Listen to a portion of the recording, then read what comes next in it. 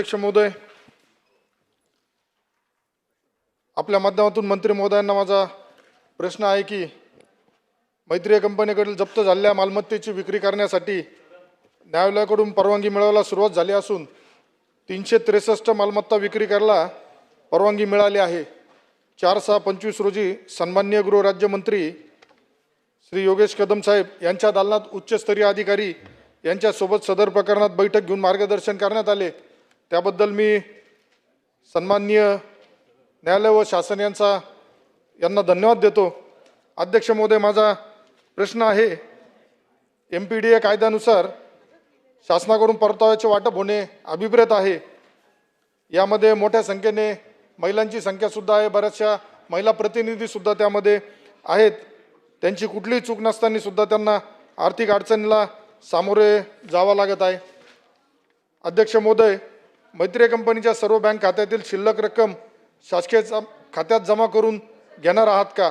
सर्व खाते ॲक्टिव्ह करून शिल्लक असलेली रक्कम मैत्रीय प्रकरणातील पीडितांना परतावा वाटप करण्यासाठी बँक ऑफ इंडिया येथे नव्याने उघडलेल्या शासकीय खात्यात जमा करून घेण्याची कारवाई सुरू झाली आहे काय? नसल्यास कधीपर्यंत होणार? मैत्रीय प्रकरणातील फॉरेन्सिक ऑडिट रिपोर्ट शासनाने नियुक्त केलेले मान्य सक्षम अधिकारी यांच्याकडे उपलब्ध करणार काय आणि कधी करणार? अध्यक्ष महोदय, प्रशासनाने दिलेल्या वेबसाईटवर ऑनलाईन माहिती भरण्यात आली। ही सर्व माहिती सक्षम अधिकारी यांच्याकडे उपलब्ध करणे आवश्यक आहे, जेणेकरून पीडित गुंतवणूकदारांना परतावा वाटपाच्या वेळी सक्षम अधिकारी यांना अडचण येणार नाही। ही सर्व माहिती सक्षम अधिकारी यांचे उपलब्ध करण्यात आली आहे काय?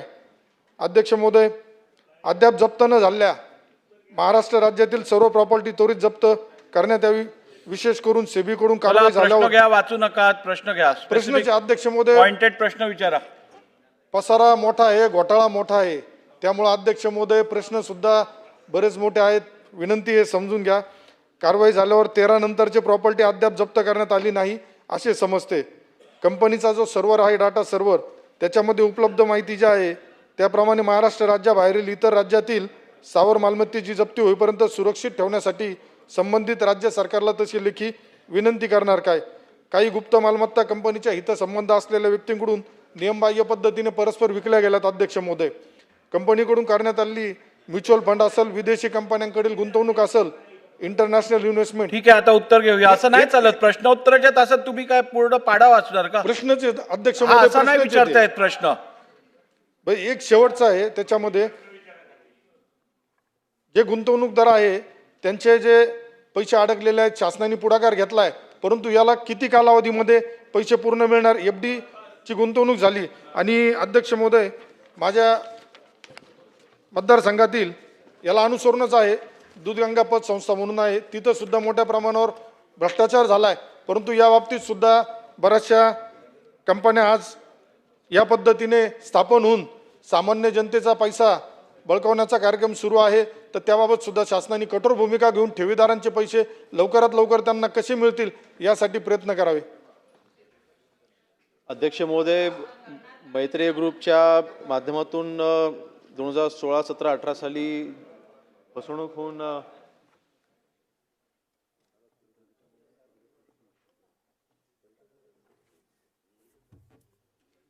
ह्यामध्ये 16, 17, 18 साली 3 वर्षामध्ये आपण गुन्हे दाखल केले होते।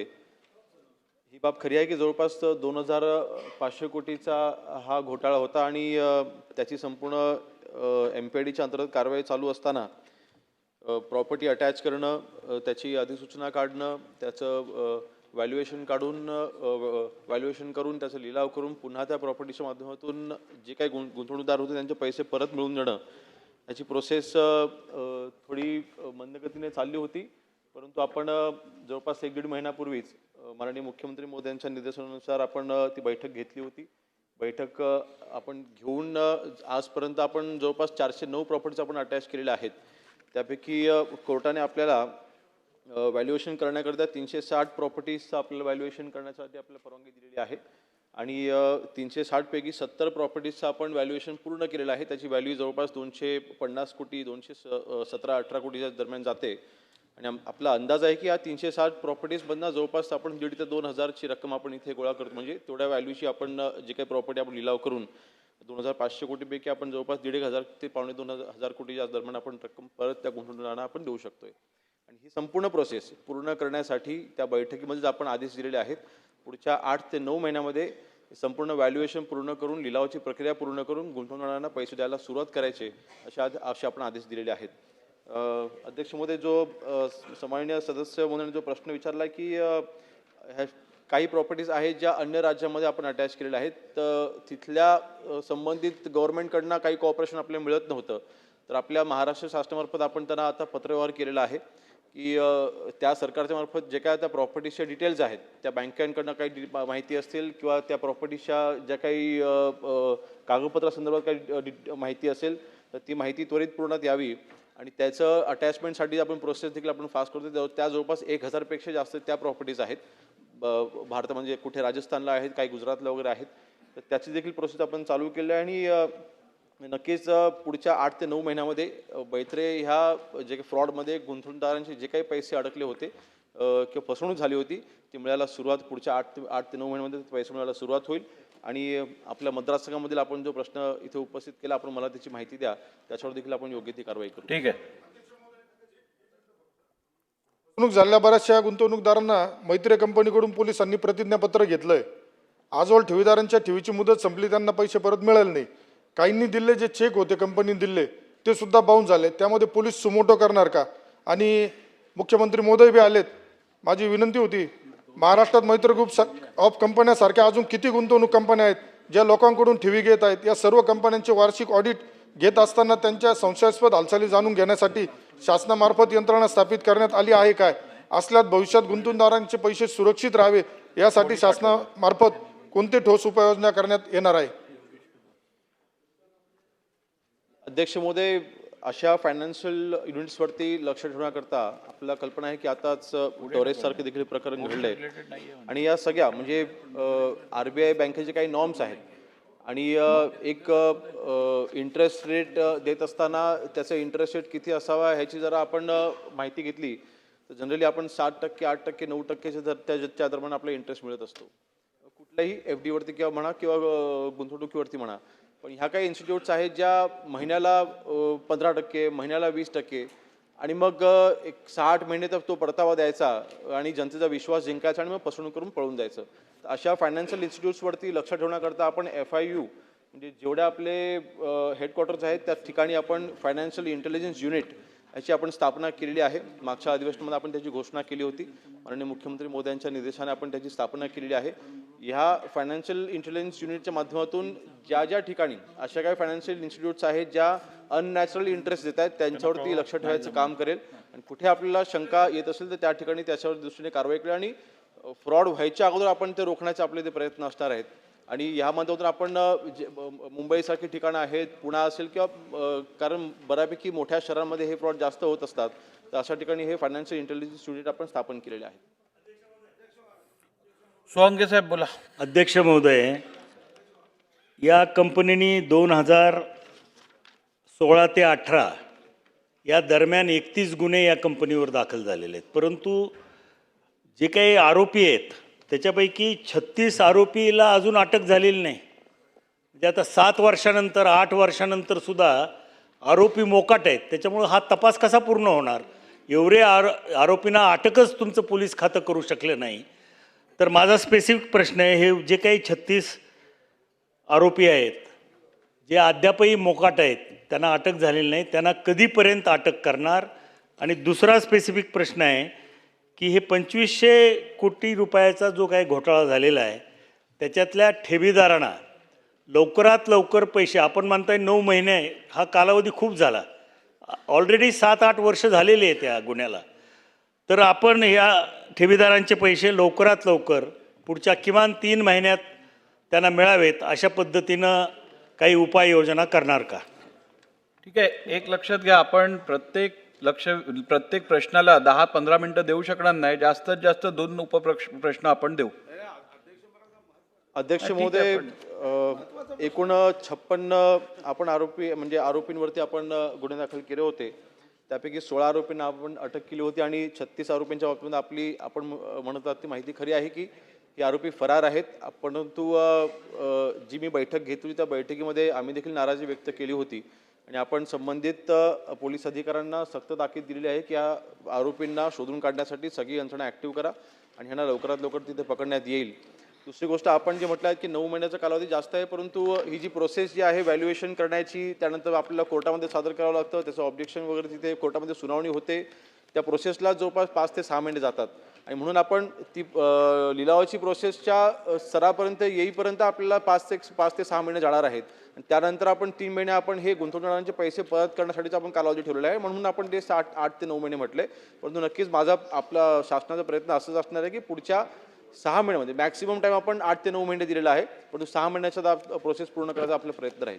ठीक आहे, पुढे सुधीर भाऊंचा शेवटचा प्रश्न. सुधीर भाऊ, अध्यक्ष महाराज, खरं तर या पुढच्या प्रश्नावर देतो. अध्यक्ष महाराज, या प्रश्नावर खरं तर जास्त प्रश्नावर वेळ देतो. देण्याची अध्यक्ष महाराज आवश्यकता आहे. सन्माननीय मंत्री महोदयांनी उत्तरात पहिल्यांदा सांगितलं की 2,500 कोटी रुपयाची फसवणूक झाली. मालमत्ता जप्त साधारणतः 1,500 कोटीच्याच होणार आहे, त्याच्या आसपास होणार आहे, म्हणजे 1,000 कोटीचा गॅप पडणार आहे. अध्यक्ष महाराज, राजस्थानमध्ये प्रॉपर्टी आहे 2011 पासून फक्त मैत्रेय कंपनी नाही, या राज्यामध्ये 21,528 कोटी आपण पोलिसांवर खर्च करतो आणि वर्षाला 50,000 कोटीच्या फसवणुकी होत आहे. आपल्याला जनसुरक्षा विधेयकासारखं धनसुरक्षा विधेयक आणावं लागेल आणि म्हणून माझ्या स्पेसिफिक, आपण अध्यक्ष महाराज स्वतः वकील आहात, खरं तर अध्यक्ष नसता तर देशामध्ये एक उत्तम वकील म्हणून तुम्ही नामवंत, तुमचा गौरव झाला असता. ठीक आहे, देश एका उत्तम वकिलाला मुकला हे मला मान्य, पण अध्यक्ष महाराज, पण देशाला एक चांगला अध्यक्ष मिळाला हे पण सांगा. हा, चांगला अध्यक्ष, पण आज अध्यक्ष महाराज तुमच्याकडून निर्देशाची आवश्यकता आहे. अन्यथा अध्यक्ष महाराज, एकीकडे डाव्या कडव्या विचारसरणीला जमिनीत गाडलं पाहिजे. माझे स्पेसिफिक अध्यक्ष महाराज प्रश्न आहे, कारण फसवणुकीनंतर फसतो कोण अध्यक्ष महाराज? श्रीमंत फसत नाही, भ्रष्टाचारी 2 नंबरचा माणूस फसत नाही, 10,000 रुपये महिना कमवणारा, 1,20,000 वर्षाला कमवणारा, 6 लाख रुपये वर्षाला कमवणारा 2 लाखाची पुंजी इथं गमावतो, कारण त्याला मोह असतो. म्हणून माझा पहिला स्पेसिफिक प्रश्न, आणि तुम्ही समजू शकता, तुम्ही निर्देश द्या. पहिला अध्यक्ष महाराज, यामध्ये अडचण काय? MPID कायद्याचा एक लूफहोल आहे. लूफहोल काय की याच्यामध्ये जे कलम 3 अंतर्गत वित्तीय संस्था आस्थापने ठेवीदाराचे पैसे बुडवल्यास 6 वर्ष शिक्षा व 1 लाख रुपये दंड आहे. दुसरीकडे सुप्रीम कोर्टाने काय सांगितलं अध्यक्ष महाराज की 50% शिक्षा भोगल्यावर तो जमानतीसाठी अर्ज करू शकतो, म्हणजे त्याची जमानत होते. म्हणून माझा पहिला स्पेसिफिक प्रश्न सरकारला आहे की या गरिबांचे आशीर्वाद घेण्यासाठी सरकार या कायद्यामध्ये, जसं आता पॉस्को गुन्ह्यामध्ये आपण 20 वर्ष शिक्षा देतो, अध्यक्ष महाराज हा गरिबांवर अत्याचार आहे अध्यक्ष महाराज, मग याची शिक्षा तुम्ही 20 वर्षापर्यंत वाढवणार आहात का? कारण अध्यक्ष महाराज, तुम्ही टेलिफोनवर स्वतः बघितलं अध्यक्ष महाराज, आता टेलिफोनवर गव्हर्नमेंट ऑफ इंडियाला सांगावं लागते की सायबर क्राईम पासून वाचा. कुणी जजचं नाव सांगेल, कुणी ठाणेदाराचं नाव सांगेल, कुणी CBIचं सांगेल. म्हणून माझी पहिला स्पेसिफिक प्रश्न की 20 वर्षाची शिक्षा करता येईल का? IT ऍक्टमध्ये 20 लाख रुपये दंड आहे, तुम्ही 1 लाख रुपये दंड काय केला अध्यक्ष महाराज? तर यामध्ये या कायद्यात प्रश्नावरती येऊया. आता खूप वेळ झाला, 14 मिनिटं झाली. नाही, माझा प्रश्न का 14 मिनिटं जागा? नाही, एकूण ह्या प्रश्नावरती आपण 14 मिनिटं बोललो. नाही, ठीक आहे, माझ्या प्रश्नाचं उत्तर पाहिजे. तुम्ही वकील आहात म्हणून Specific, तुम्ही म्हणता सगळा 20 वर्षाची शिक्षा आणि अध्यक्ष महाराज जो गुन्ह्यामध्ये त्याची रक्कम आहे त्याला 25% दंड, असं कायद्यामध्ये बदल करणार आहेत का? आणि दुसरं एक फक्त उदाहरण तुम्हाला सांगतो की NCLTच्या माध्यमातून एक पुण्याची केस झाली, तुम्हाला माहित आहे, DSK कुलकर्णी अध्यक्ष महाराज, त्यामध्ये 16,000 कोटीचा प्रॉपर्टीचं मूल्यांकन झालं. NCLTनी ती प्रॉपर्टी 827 कोटीमध्ये विकली, कारण NCLT हे तुमचं ऐकत नाही. मला स्पेसिफिक 2च मुद्दे आहे की याची शिक्षा वाढवणार का, आणि या संदर्भामध्ये एक बैठक सन्माननीय मंत्री लावणार का? अध्यक्ष महोदय, सन्माननीय सुधीर भाऊंनी अतिशय महत्त्वाचा मुद्दा या ठिकाणी नजरेस आणून दिलेला आहे. 6 वर्षाची शिक्षा आता नवीन सर्वोच्च न्यायालयाच्या निर्णयाप्रमाणे आणि आपण जे केलेलं आहे त्याप्रमाणे ही बेलेबल होते. त्यामुळे 7 वर्षापेक्षा जास्त शिक्षा जर असेल तर त्याच्यामध्ये अधिक आपल्याला स्ट्रिक्ट अशा प्रकारची कारवाई करता येते.